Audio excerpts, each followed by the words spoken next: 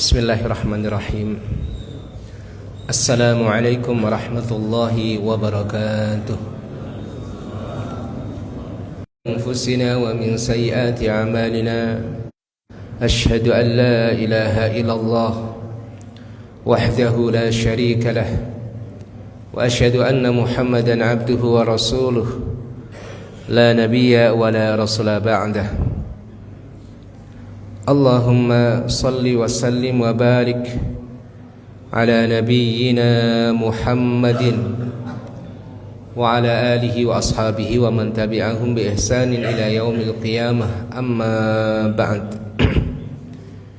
Ma'asyiral muslimin, hadirin dan hadirat, Bapak Ibu jamaah salat subuh yang mudah-mudahan senantiasa dirahmati Allah Subhanahu wa ta'ala. Marilah pada kesempatan pagi yang berkah ini kita kembali memanjatkan puja dan puji syukur kita kehadirat Allah Subhanahu wa ta'ala atas segala nikmat yang diberikan kepada kita semuanya. Alhamdulillah, Allah masih memberikan kepada kita semuanya nikmat berupa kesehatan, berupa kesempatan. Alhamdulillah. Dan juga Allah masih menitipkan untuk kita semuanya nikmat yang sangat besar, nikmatul iman wal Islam. Allah memberikan kepada kita hidayah dan taufiknya, petunjuk, kemudian Allah juga memberikan kemudahan untuk kita beramal saleh. Di antaranya pagi hari ini alhamdulillah kita bisa hadir di tempat yang mulia, tempat yang barokah, salah satu rumah Allah, untuk melaksanakan perintah-perintahnya. Alhamdulillah kita melaksanakan salat subuh secara berjamaah. Dan tentunya kita berharap mudah-mudahan amal-amal saleh yang kita laksanakan seluruhnya diterima oleh Allah Subhanahu wa ta'ala. Kemudian salawat dan salam marilah kita haturkan kepada junjungan kita, yaitu Nabi besar Muhammad sallallahu alaihi wasallam beserta keluarga, para sahabat dan seluruh umatnya hingga hari kemudian.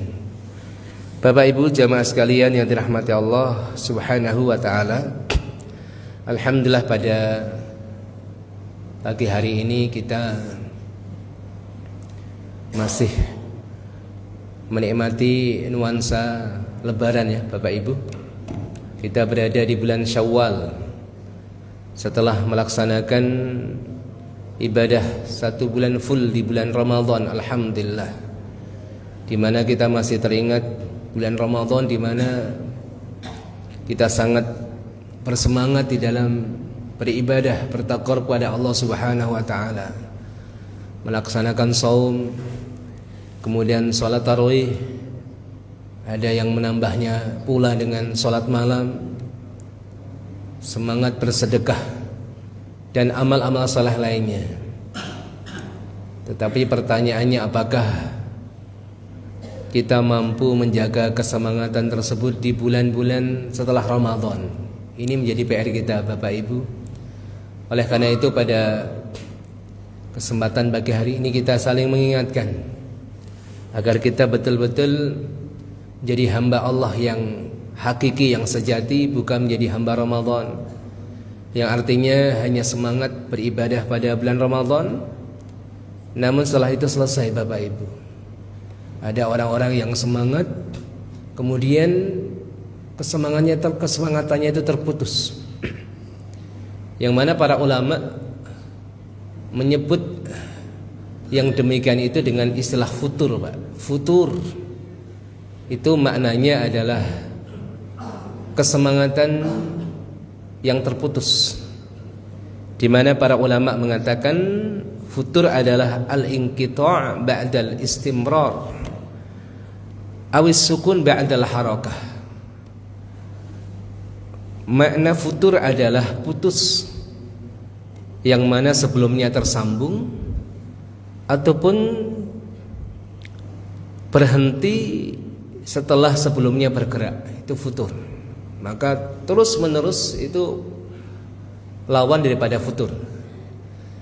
Sehingga disebutkan dalam firman Allah surat Al-Anbiya ayat 20, ketika Allah mengabarkan tentang para malaikatnya Allah berfirman, yusabbihunal laila wan nahara. Yusabbihun, para malaikat itu bertasbih kepada Allah, al-laila wan nahara, baik di malam hari maupun di siang hari. La yafturun, mereka tidak futur, maknanya tidak berhenti. Ya, ini para malaikat, di antara zikir mereka adalah tasbih kepada Allah, baik di malam hari maupun di siang hari. La yafturun, tidak berhenti Bapak Ibu, tasbih. Sehingga tasbih ini menjadi zikir yang luar biasa.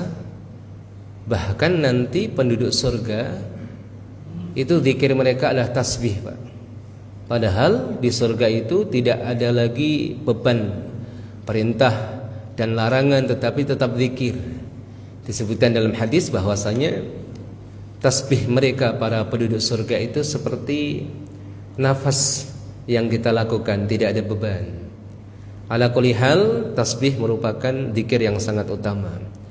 Bapak Ibu yang dirahmati Allah Subhanahu wa taala. Jadi futur ini satu gejala yang dialami oleh sebagian kaum muslimin, yang sebabnya tentunya banyak Bapak Ibu. Di antaranya adalah kesemangatan di dalam beribadah namun tidak terukur. Ini juga menjadi sebab seseorang bisa futur, Pak. Ya, kesemangatan namun tidak terukur, atau disebut dengan gulu, melampaui batas. Ada seorang sahabiyah semangat sekali beribadah namun tidak terukur, dicela oleh Rasulullah. Semangat sholat malam Bapak Ibu, sampai-sampai membuat tali yang diikatkan di antara dua tiang. Ketika ia sholat malam berdiri tegak, yaitu kapan? Ketika dalam keadaan segar bugar, Pak. Tapi ketika dalam keadaan sakit atau dalam keadaan ngantuk, dia sholat malamnya bersandar pada tali tersebut. Diingatkan oleh Rasulullah SAW. Tidak segitunya kalau bahasa kita.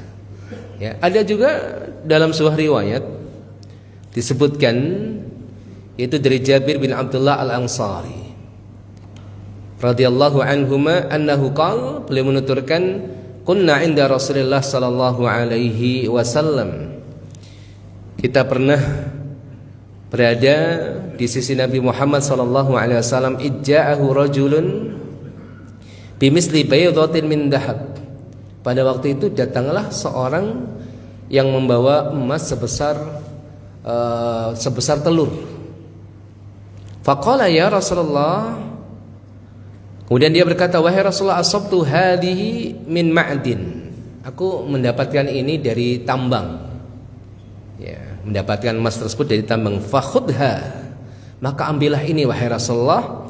Fahiya sadaqatun ma amliku ghairaha, ini untuk sedekah di mana aku tidak memiliki harta selain ini. Ini harta satu-satunya. Apa respon Rasulullah ketika ada orang yang kemudian ingin sedekah dengan barang yang berharga itu, Pak, emas sebesar telur, ya, dan dia mengatakan tidak punya harta selain ini. Fa'aradu anhu Rasulullah sallallahu alaihi wasallam, kemudian Rasulullah berpaling darinya. Summa atahu min kibali ruknihil aiman, kemudian orang tersebut mendatangi dari sisi kanan Rasulullah. Faqala misla dzalik, kemudian berkata sebagaimana yang dia telah ucapkan sebelumnya, ya Rasulullah, ini sedekah ya Rasulullah, sedekah dariku, aku tidak memiliki harta selain ini. Fa'aradu anhu, kemudian Rasulullah bergeser lagi, berpaling darinya. Fa'atahu min ruknihil aisar, kemudian orang tersebut mendatangi dari sisi kiri Rasulullah sallallahu alaihi wasallam. Fa'aradu anhu, Rasulullah sallallahu alaihi wasallam, kemudian Rasulullah juga berpaling, ya, berpaling darinya. Summa atahu min khalfih, kemudian mendatangi Rasul dari arah belakang beliau. Fa akhadaha Rasulullah sallallahu alaihi wasallam fa hadafahu biha, kemudian Rasulullah mengambil emas tersebut kemudian melemparnya. Falau asabathu law aja'alau au ja'adhu au la'aqarathu. Perawi di sini yaitu Jabir bin Abdullah mengatakan, andaikan lemparan itu mengenai dia maka ini bisa melukainya. Ini Rasulullah dilempar itu emasnya Bapak Ibu. Faqala Rasulullah sallallahu alaihi wasallam, kemudian Rasulullah sallallahu alaihi wasallam bersabda, ya'ti ahadukum bima yamlik. Salah seorang di antara kalian datang membawa apa yang dimiliki seluruhnya. Fayaqul hadhihi sadaqah. Kemudian dia mengatakan ini sedekah. Tsumma yaqudu yastaqiffun nas. Kemudian ia duduk. Ya, dia duduk dan kemudian dia meminta-minta kepada manusia.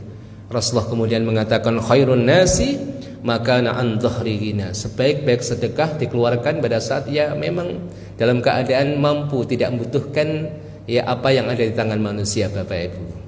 Jadi ini satu gambaran, bahkan dalam sedekah pun nggak boleh jor-joran sampai kemudian dia malah minta-minta ke orang lain. Sebaik-baik sedekah ketika ia memberi maka ia tidak mengharapkan dari orang lain.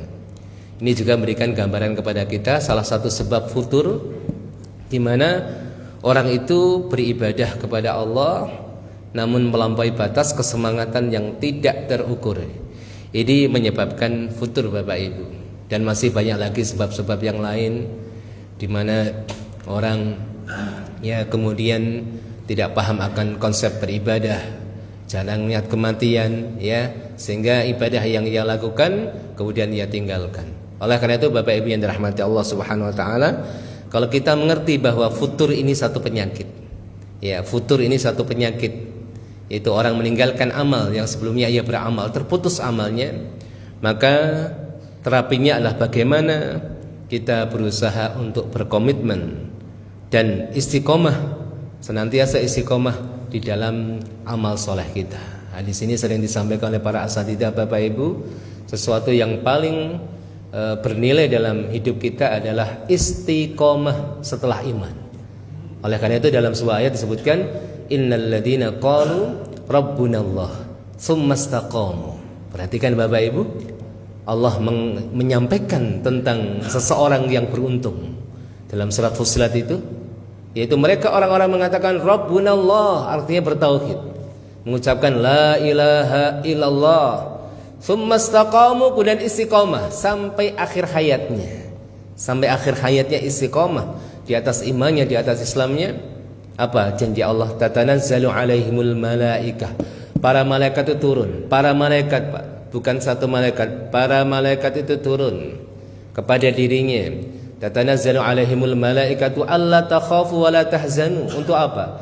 Untuk menyampaikan kepada orang tersebut agar apa? Tidak takut, tidak sedih. Jangan takut, jangan sedih. Wa absyiru bil jannah, dan bergembiralah dengan surga. Wa absyiru bil jannati allati kuntum tu'adun, yang telah dijanjikan untukmu. Para ulama tafsir mengatakan ayat ini bercerita tentang orang yang bertauhid kemudian istiqomah, yaitu pada saat ia mau meninggal, pada saat naza', pada saat rohnya ini ingin meninggalkan jasadnya, Pak.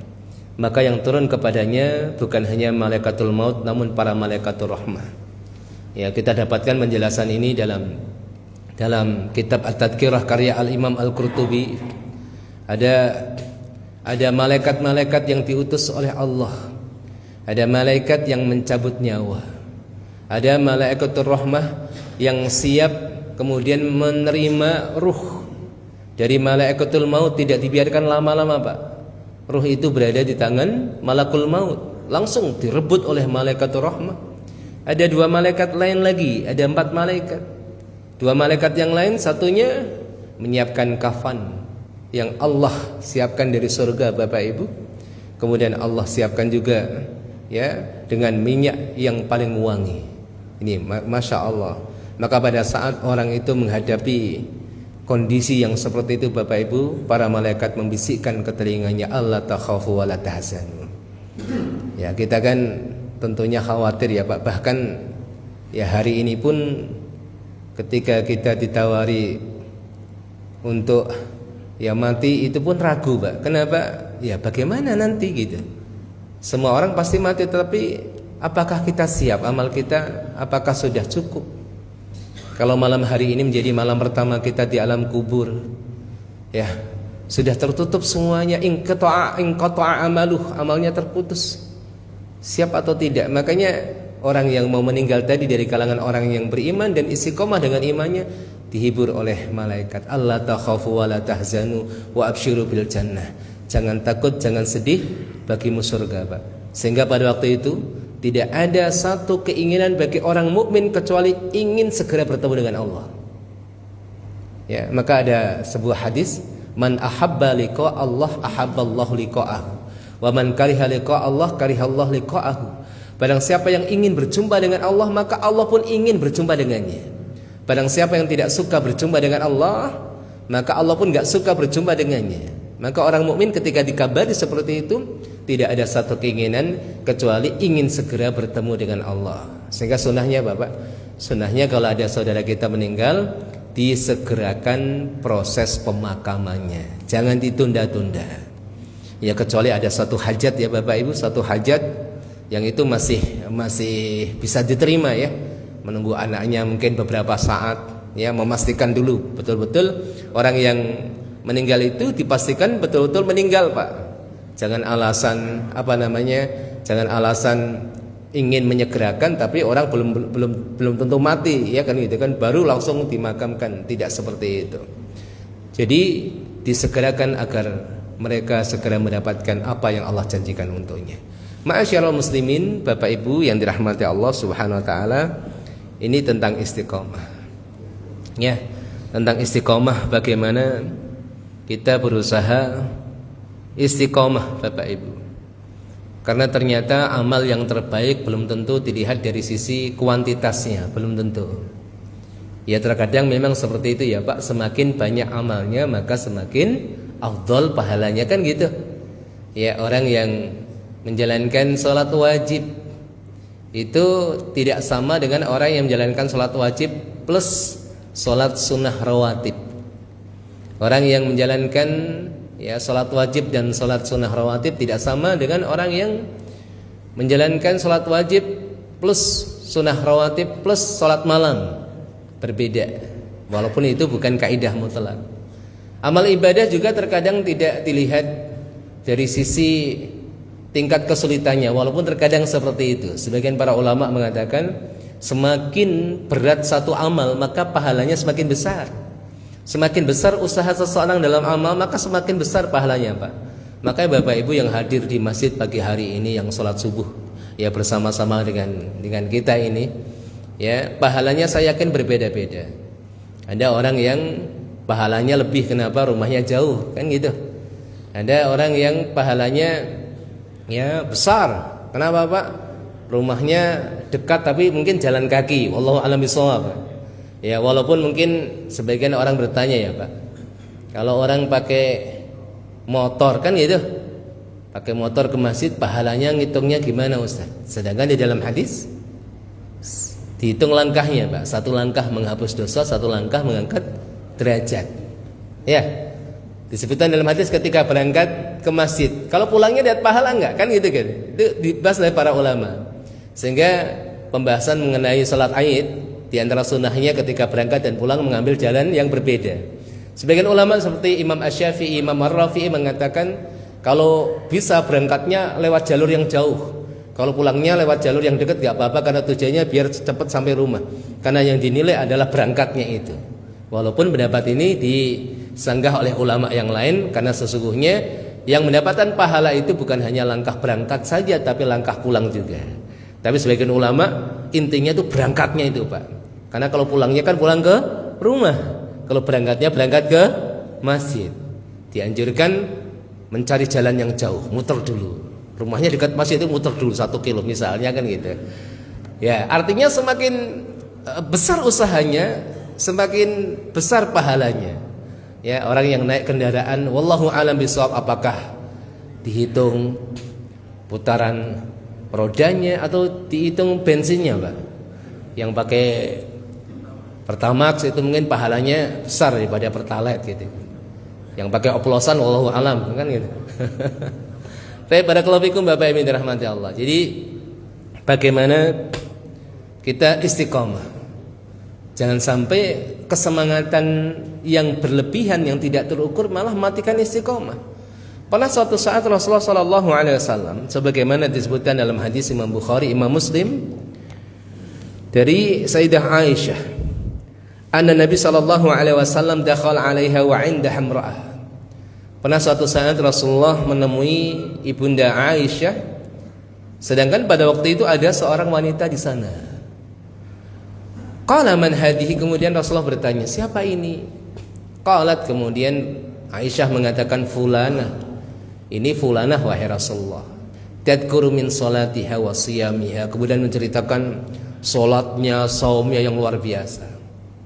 Apa kesan Rasulullah? Rasulullah mengatakan, mah, cukup, enggak usah cerita yang seperti itu. Kenapa? Kata Rasulullah, alaikum bima tutikun.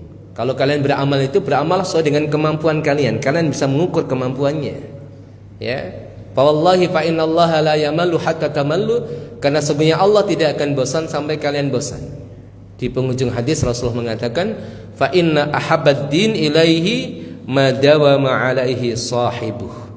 Karena sesungguhnya amal, ya, yang paling afdal bagi pelakunya adalah amal yang dilaziminya.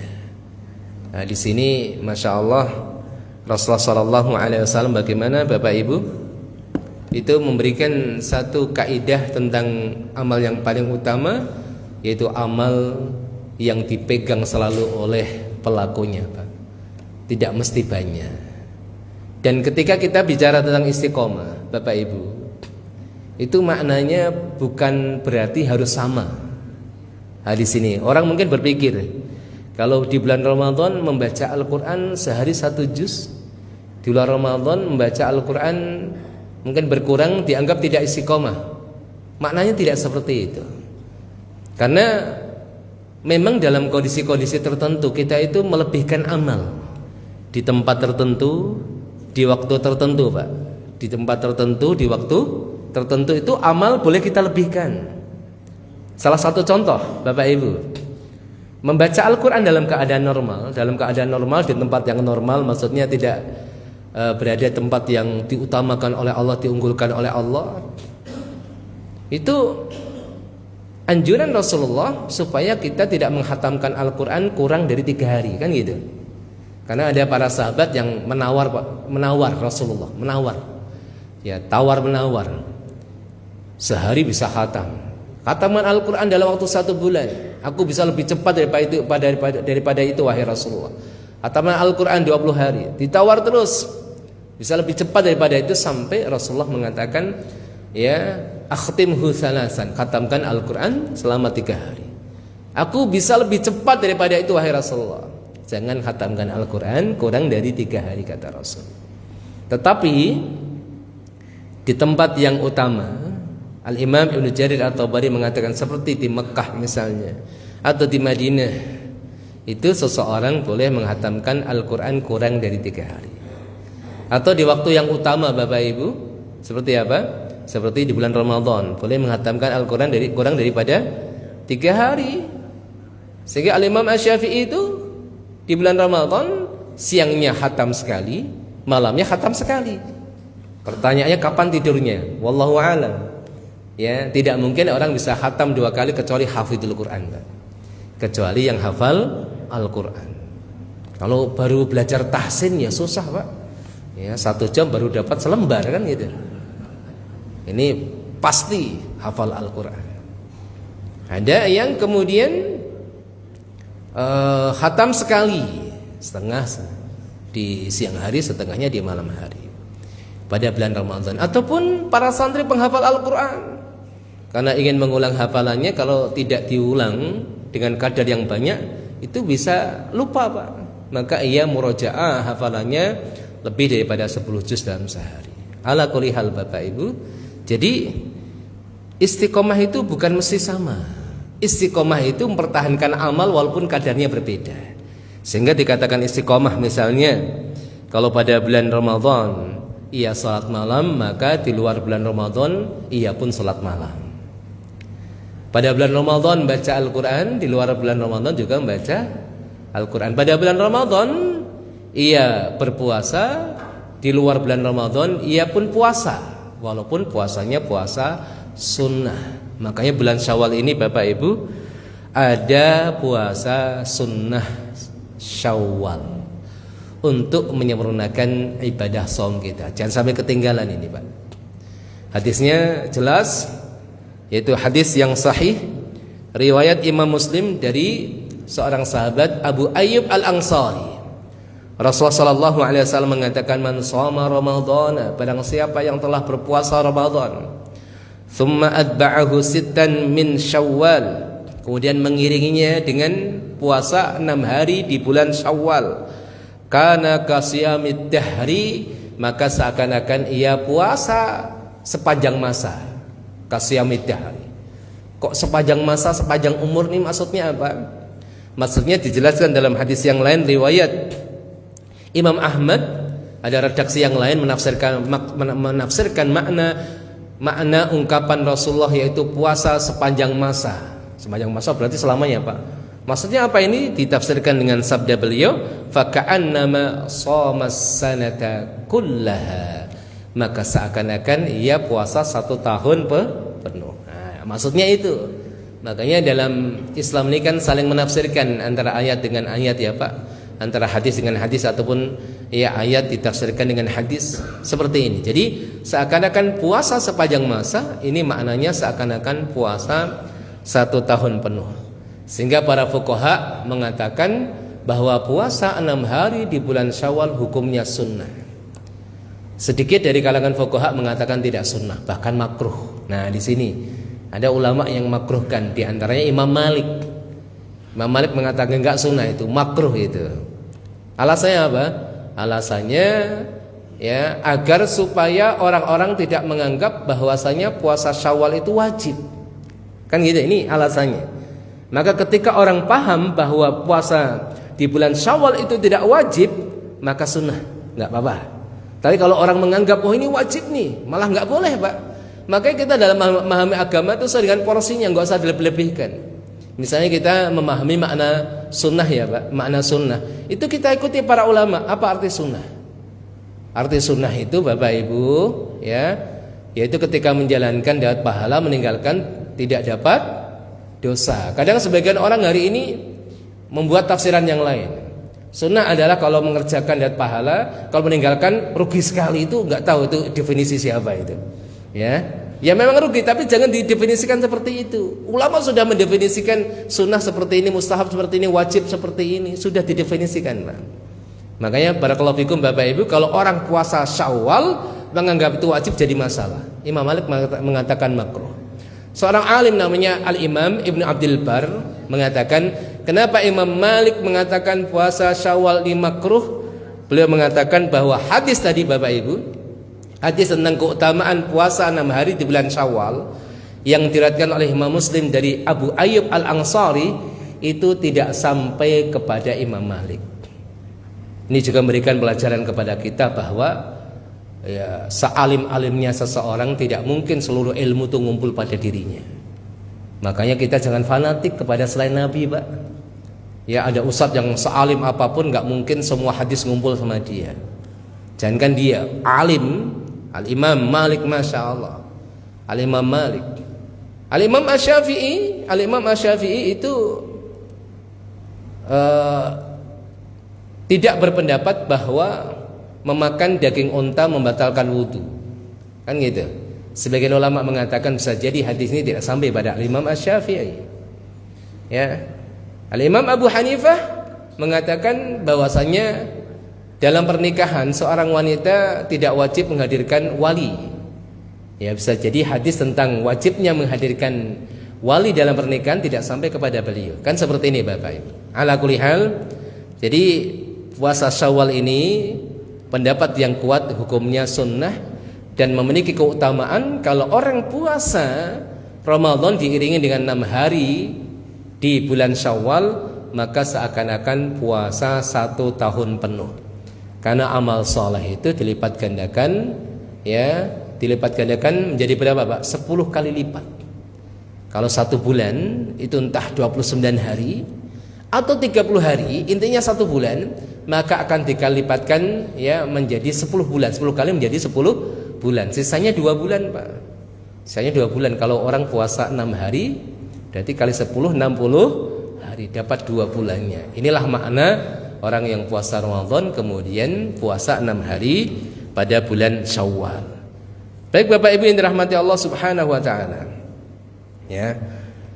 Kemudian orang-orang yang tertinggal puasa bulan Syawal karena sibuk membayar yang wajib, bolehkah mengqadha'nya, membayarnya, berpuasa di bulan yang lain? Misalnya setelah bulan Syawal, bulan apa Pak? Bulan Dzulqa'dah.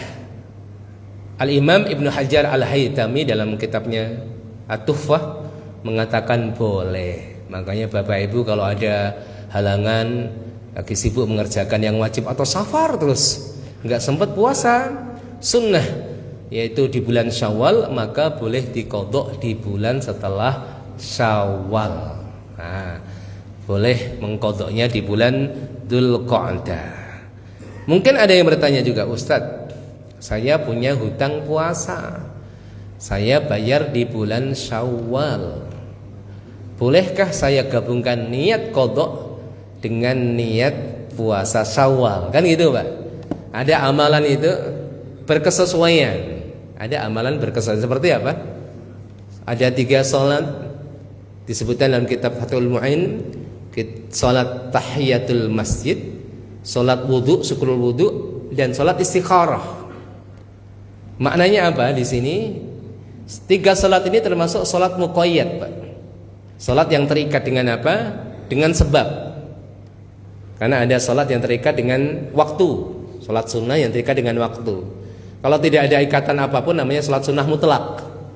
Maka Bapak Ibu kalau mendapatkan waktu luang dan itu tidak waktu terlarang, salat sebanyak mungkin. Lagi galau salat aja Pak, kan gitu. Tetapi ada salat sunnah yang ada sebabnya. Kenapa salat? Kenapa salat? Oh, ada gerhana matahari. Berarti karena waktu kan? Waktu gerhana. Ada karena sebab masuk masjid adanya salat tahiyatul masjid. Tetapi di sini 3 salat ini Bapak Ibu, 3 salat ini adalah salat sunnah yang bisa gugur kesunahannya dengan salat yang lain. Maknanya apa? Bapak Ibu masuk masjid ba'dal adzan, kemudian salat sunnah qabliyah. Bapak Ibu salat sunnah qabliyah itu otomatis salat tahiyatul masjidnya gugur. Jadi pelaksananya bukan qabliyah tahiyatul masjid kemudian nambah lagi qabliyah, bukan seperti itu. Qabliyah otomatis kesunahan tahiyatul masjidnya itu gugur. Bahkan Bapak Ibu masuk masjid ternyata salat subuh sudah ditegakkan, maka gugurlah tahiyatul masjidnya dengan salat subuhnya itu. Kan gitu. Karena menyatu ini Bapak Ibu. Kalau kita katakan salat formalitas. Namun pertanyaannya, apakah orang seperti itu dapat pahala tahiyatul masjid? Jawabannya tergantung niatnya. Ya Pak. Orang salat qabliyah itu otomatis dia salat tahiyatul masjid. Dapat pahala enggak? Tergantung niatnya. Kalau dia niatkan qabliyah plus tahiyatul masjid, dapat pahala tahiyatul masjid. Ternyata apa? Pentingnya ilmu di sini Pak. Sama-sama salat qabliyah, tapi yang satu dapat pahala plus, kemudian yang lainnya tidak dapat pahala. Ini pentingnya ilmu di sini. Nah, sama puasa qadha di sini Bapak Ibu. Qadha Ramadan, Bapak Ibu punya hutang pada bulan Ramadan, kemudian dibayar di bulan Syawal. Mumpung bulan Syawal, sekalian niat puasa Syawal. Bolehkah seperti ini? Di sini dijelaskan Bapak Ibu, ada rinciannya. Barang siapa yang meninggalkan puasa di bulan Ramadan tanpa uzur, tanpa alasan, tanpa uzur, nggak sakit, nggak safar, ya malas puasa aja, ini kan tanpa uzur nih, maka dia wajib segera mengqadha hutang puasanya, bertobat sama Allah. Tidak boleh dia berpuasa sunnah sementara dia punya kewajiban segera membayar hutang puasanya. Nah di sini nih orang yang punya hutang puasa tanpa udzur, maka hendaklah ia membayar segera. Jangan malah sibuk dengan yang sunnah. Dan kemudian dia boleh menggabungkan niat qadha puasa dengan niat puasa sunnah Syawal. Tetapi yang afdal, bayar dulu puasa wajibnya, baru puasa Syawalnya. Ini yang pertama. Adapun orang yang hutang puasa Ramadan karena satu udzur tidak harus segera mengqadhanya, ya seperti karena wanita itu haid atau seseorang itu safar atau sakit, maka dia boleh mengerjakan puasa sunnah Syawal dahulu. Tetapi dalam mazhab al-Imam Asy-Syafi'i dinyatakan makruh. Yang afdalnya tetap puasa qadha dulu, selesaikan dulu baru puasa Syawalnya. Ini pendapat dalam mazhab al-Imam Asy-Syafi'i. Sebagian ulama melonggarkan. Ya, enggak masalah orang puasa sunnah dulu, tidak makruh, baru membayar yang wajib. Karena ada satu riwayat Bapak Ibu, Sayyidah Aisyah itu juga punya hutang puasa, dan beliau karena khidmah kepada Rasulullah sallallahu alaihi wasallam itu sering mengqadha Ramadannya pada bulan Sya'ban, menjelang puasa berikutnya itu diselesaikan hutang-hutangnya. Pertanyaannya, apakah mungkin Sayyidah Aisyah tidak puasa sunnah? Kok enggak mungkin? Karena disebutkan dalam biografi Sayyidah Aisyah, beliau seorang yang ahli sedekah, ahli siyam, orang yang suka saum. Kan gitu Bapak Ibu. Baik, Bapak Ibu dirahmati Allah Subhanahu wa taala. Ala kulli hal, ini sebagai bentuk keistiqomahan kita dalam beramal. Jangan terputus Pak, walaupun kuantitasnya berbeda. Yang sudah membiasakan amal membaca Al-Quran di bulan Ramadan, di luar Ramadan, jangan terputus walaupun berkurang Pak. Seperti itu. Yang sudah membiasakan sedekah di bulan Ramadan, jangan berhenti. Walaupun di bulan Ramadan mungkin kita jor-joran tiap hari ngasih makan orang buka puasa berapa orang, 10 orang. Bahkan ada seorang salaf namanya Sulaiman bin Hamad. Itu setiap hari memberikan buka puasa sebanyak 500 orang tiap hari, kan gitu. Ya, kita kalau sudah seperti itu, ayo disambung. Maka Rasulullah itu pernah mencela seseorang. Dalam sebuah riwayat dari Ibnu Umar, Rasulullah mencela seseorang. Mencela Pak. Siapa orang itu? Abdullah, hamba Allah yang dahulu bangun malam, sekarang enggak bangun malam lagi. Ya kan, jangan sampai seperti itu ya. Celaan ini sifatnya umum Bapak Ibu. Kalau dalam hadis tersebut tentang sholat malam, bisa jadi ini berlaku pada keumuman amal. Dulu orang rajin baca Al-Quran, sekarang enggak lagi. Ada orang dulu rajin sedekah, sekarang enggak lagi. Itu dicela oleh Rasulullah sallallahu alaihi wasallam. Bapak Ibu barakallahu fikum. Kemudian bagaimana kita berusaha bisa istiqomah? Di antara caranya adalah bagaimana kita mencari partner, para sahabat, komunitas yang baik. Ini penting. Ya, cari komunitas yang baik. Komunitas terbaik hari ini ya masjid Pak. Kita punya komunitas, kelompok-kelompok yang baik, masya Allah. Ya, supaya menjaga keistiqomahan kita. Karena kita itu umat Islam punya karakter berjamaah Pak. Salat berjamaah. Kan gitu kan? Ada ayat juga, ta'awanu 'alal birri wattaqwa wa la ta'awanu 'alal ismi wal 'udwan. Karakter kita itu berjamaah. Berjamaah, ada pemimpinnya, ada yang mengarahkan, kan gitu. Sampai dalam safar Bapak Ibu, termasuk sunnah, ketika orang safar lebih daripada 3 orang, apa kata Rasulullah? Fal yu'ammiru ahadahum, maka hendaklah mereka itu mengangkat amir di antara mereka. Ini sunnah yang kadang kita lupakan. Sepele tapi penting Pak. Kadang-kadang orang safar itu ada di sana sebab ada potensi konflik Pak. Ya, ada orang pengen kesini dulu, ada pengen kesini, berantem kan gitu kan. Maka pentingnya amir. Jadi musyawarah, ini kemana dulu nih. Bahkan dalam umroh pun kalau nggak ada amir kadang ribet kan gitu kan. Kalau ada amirnya, ada pimpinannya, ketika berselisih para musafir ini, pimpinan udah nggak ada kesepakatan, keputusan mutlak di tangan saya, kesini dulu. Ini pentingnya amir. Jadi makanya umat Islam itu kalau tidak ada pemimpinnya repot. Ya, makanya Bapak Ibu dirahmati Allah, komunitas yang baik ini menjaga keistiqomahan kita, saling mengingatkan. Sehingga Hasan Al-Basri itu beliau mengatakan, fa ikhwanuna aghla 'indana min ahlina. Beliau mengatakan saudara-saudara kami seiman itu jauh kami lebih cintai dibandingkan keluarga-keluarga kami. Kenapa Pak? Ya, fa ahluna yudzakkiruna dunya. Karena keluarga kita itu sering mengingatkan akan dunia.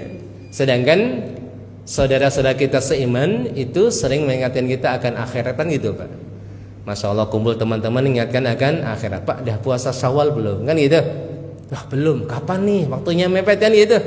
Tapi kalau ketemu keluarga, wah ini habis lebaran, ini berasnya habis Mas, kan gitu. Repot kan gitu. Jadi ingatnya dunia. Ini perbedaan antara saudara seiman dengan keluarga Bapak Ibu. Jadi komunitas keimanan, komunitas keislaman, Masya Allah. Nabi Musa alaihissalam sekuat apapun beliau, ternyata ketika ingin menyampaikan risalah kepada Fir'aun, Itu beliau minta kepada Allah partner.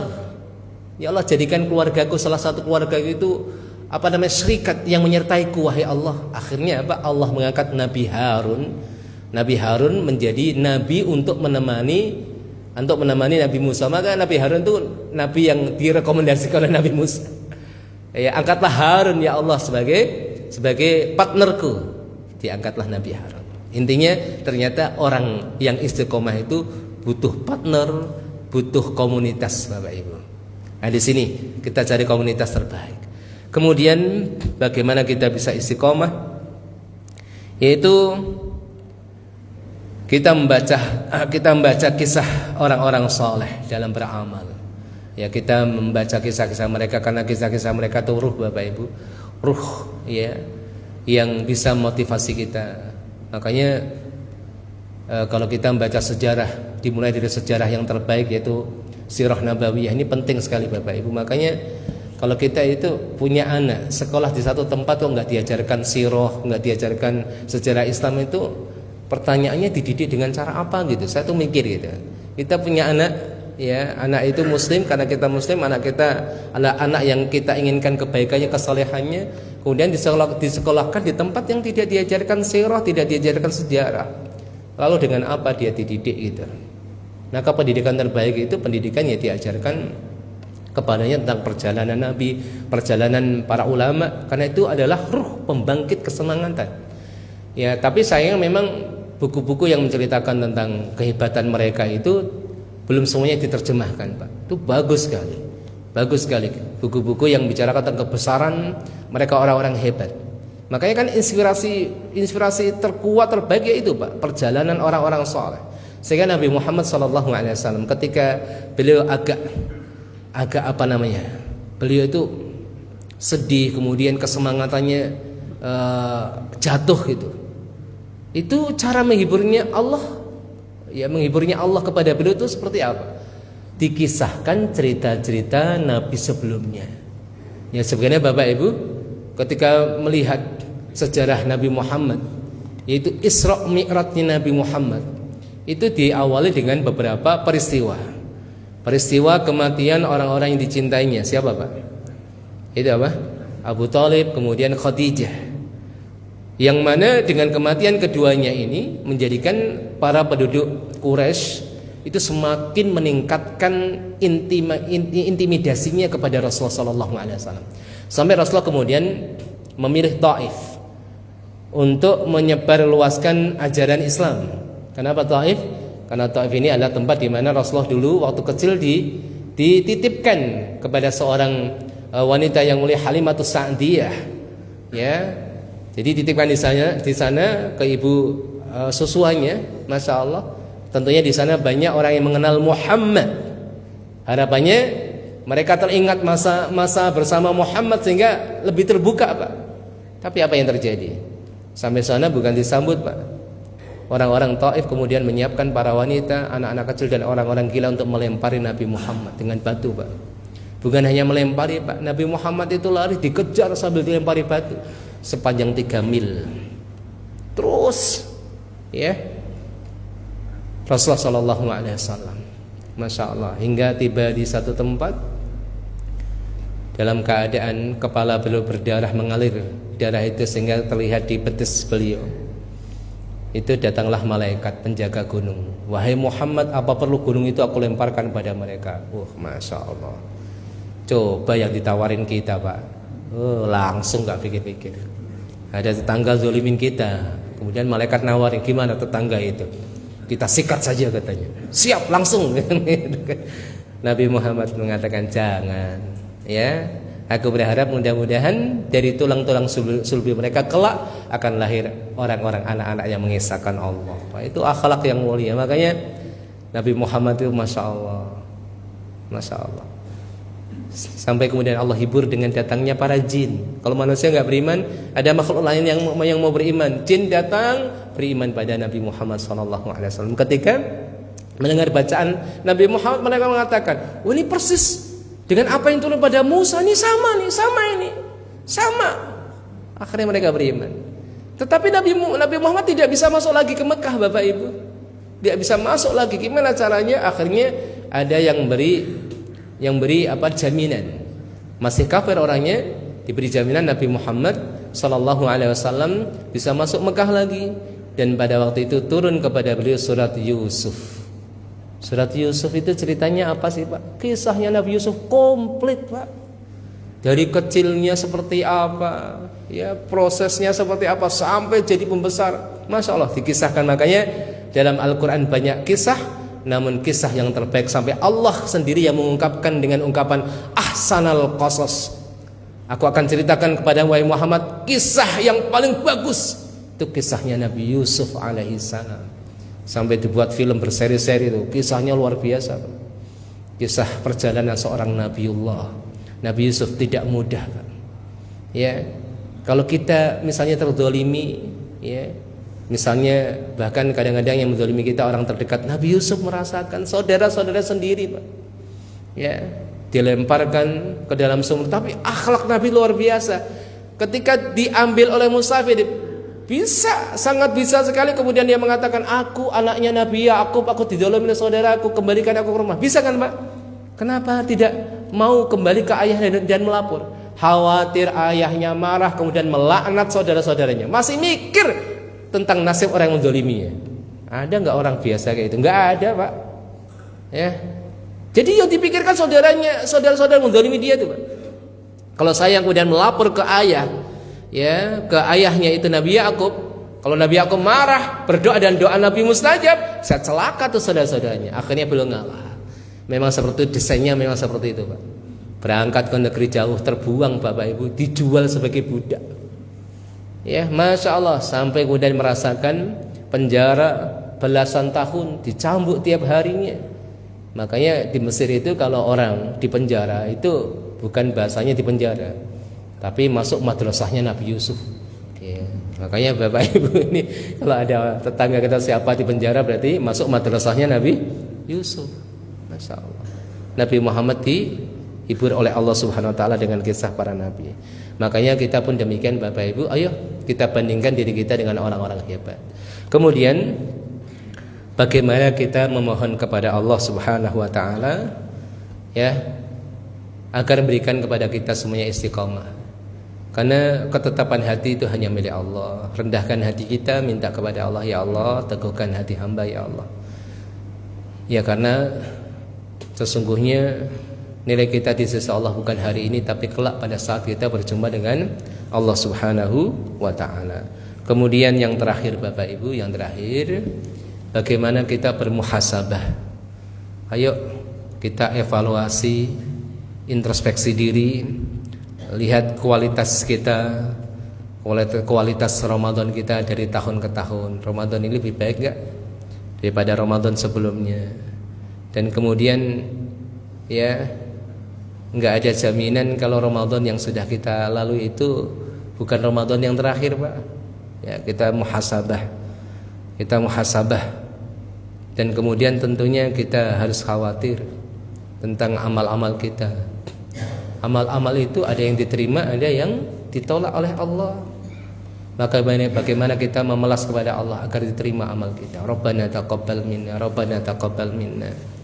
Maka di antara indikasi ciri amal itu diterima, amal itu bersambung, Pak. Kita khawatir yang mana kita telah beramal soleh, puasa Ramadan tidak diiringi dengan puasa sunnah, khawatirnya puasa kita tidak diterima. Orang yang baca Al-Quran semangat pada bulan Ramadan terputus, tidak baca Al-Quran di bulan Ramadan, kita khawatir jangan-jangan Allah nggak suka qiraah kita. Ya, kita tidak menjadi hamba Allah, malah menjadi hamba Ramadan. Ini yang kita khawatirkan. Ala kulli hal Bapak Ibu, ya, ini bulan Syawal, mudah-mudahan semakin meningkat ibadah kita sebagaimana nama bulan ini, ya Pak, Syawal, ya, meningkat. Jadi meningkat amal ibadah kita. Ayo setidaknya jangan terputus amal yang sudah kita lakukan, karena sesungguhnya Ramadan bulan tarbiyah. Bulan tarbiyah yang hasilnya adalah di bulan Ramadan. Ramadan adalah madrasah, akan mengeluarkan alumni-alumni terbaiknya, yang mana ketika orang lulus selesai bulan Ramadan menjadi orang-orang hebat, orang-orang yang profesional, ya Pak. Orang-orang kuliah keluar menjadi orang-orang yang profesional, kan gitu. Sama, Ramadan itu madrasah. Kita keluar dari bulan Ramadan mudah-mudahan semakin baik. Karena sekali lagi Bapak Ibu, Ramadan tahun ini belum tentu Ramadan yang bukan Ramadan terakhir, bisa jadi menjadi Ramadan terakhir. Wallahu a'lam bishawab. Saya kira cukup Bapak Ibu apa yang bisa kami sampaikan pada kesempatan pagi hari ini. Ini sifatnya adalah saling mengingatkan mumpung bulan Syawal, dan saya juga mengucapkan pada Bapak Ibu taqabbalallahu minna wa minkum shalihal a'mal. Mudah-mudahan Allah menerima amal kita. Aidul Mubarak, selamat hari raya Idul Fitri, walaupun agak terlambat tidak apa-apa Bapak Ibu. Ya, kullu amin wa antum bi khair. Mudah-mudahan saya Bapak Ibu semuanya senantiasa bahagia sepanjang masa, sepanjang hari. Ya, Allah mempertemukan kita dengan bulan Ramadan berikutnya. Allah memperpanjang usia kita dengan keberkahannya, dengan ketaatan kepada Allah Subhanahu wa taala. Kita semuanya dilimpahkan rezekinya Bapak Ibu. Kemudian kita berharap agar Allah menjadikan anak keturunan kita adalah anak-anak yang saleh salehah, yang menjadi investasi terbaik kita untuk kehidupan kita kelak di akhirat. Amin ya Allah ya rabbal alamin. Baik, saya kira cukup. Kita buka pertanyaan, kalau ada tanya jawab Bapak Ibu, kami persilahkan.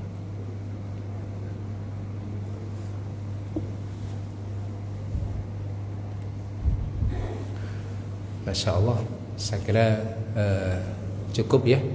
Baik, kita tutup kajian kita pada kesempatan pagi hari ini dengan doa kafaratul majlis. Subhanaka Allahumma bihamdika asyhadu an la ilaha illa anta astaghfiruka wa atubu ilaik. Assalamualaikum warahmatullahi wabarakatuh.